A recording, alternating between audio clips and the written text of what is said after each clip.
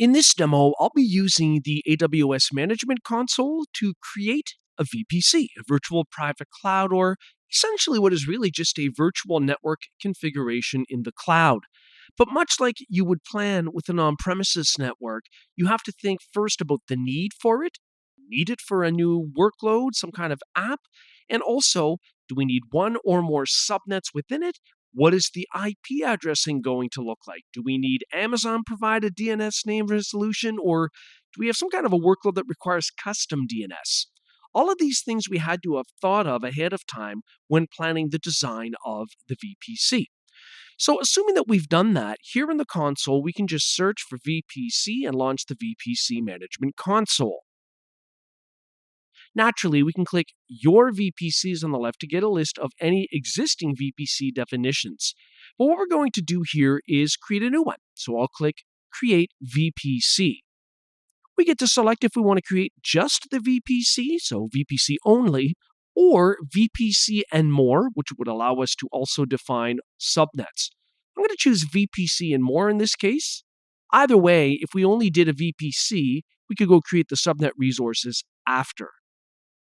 So for the name tag auto generation, I'm going to use VPC1. And notice in the mapping on the screen, the VPC in this case will be called VPC1-VPC, and all of the subnets that would be created in different availability zones like US East 1A and US East 1B, all of their names have the VPC1 text as a prefix to their names.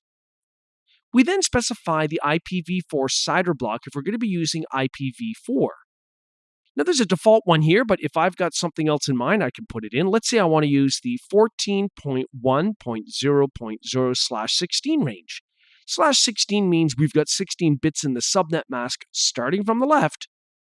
Now there are 8 bits in each part of an IPv4 address, in each octet. So 16 bits, of course, then means that 14.1 is our network prefix. All of the subnets will be within that range. Down below, we can also specify if we want an IPv6 CIDR block, the default of which is set to no IPv6 CIDR block. I'm going to leave the tenancy to default as opposed to having dedicated hardware to run my instances that are deployed into these subnets, so I'll leave it just on default. Down below here, it's already set to 2 availability zones across which we have our subnets deployed for more availability. We can change that, but I'll accept it. We can determine if we want public subnets. Public subnets are those that have resources that need connectivity from the public internet. That may or may not be applicable. I'm going to leave it on 2. And same with private subnets too.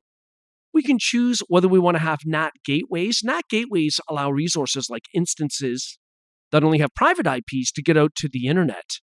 So we could have in one availability zone, 1 AZ, or per AZ. In this case, we have 2 AZs. I can always configure that after the fact. For now, I'll leave that to none. I'll leave the default VPC endpoint to S3 gateway. And for DNS, we want to enable DNS host names and Amazon DNS resolution. So those are checked on. Let's go ahead and create the VPC. So notice it's going to create a number of resources based on our selection in this particular case. And it won't take very long before we can then go down and view the VPC. But before we do that, just note, in the output here, we created the VPC, enabled DNS host names, and so on, created the subnets as per our configuration, an internet gateway. It attached the internet gateway to the VPC, so it's actually usable. It also created a route table and our S3 bucket endpoint.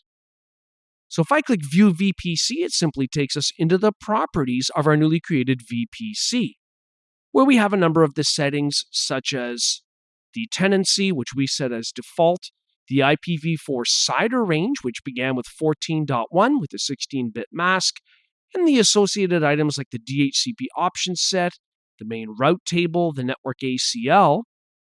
Notice that down below, we've got our CIDR shown. Well, up at the top, if I click on Actions, notice I can edit various aspects of my VPC, including the CIDR ranges. So if I click Edit CIDRs, I can add multiple IPv4 and or IPv6 CIDR ranges, but I'll just go ahead and click Close.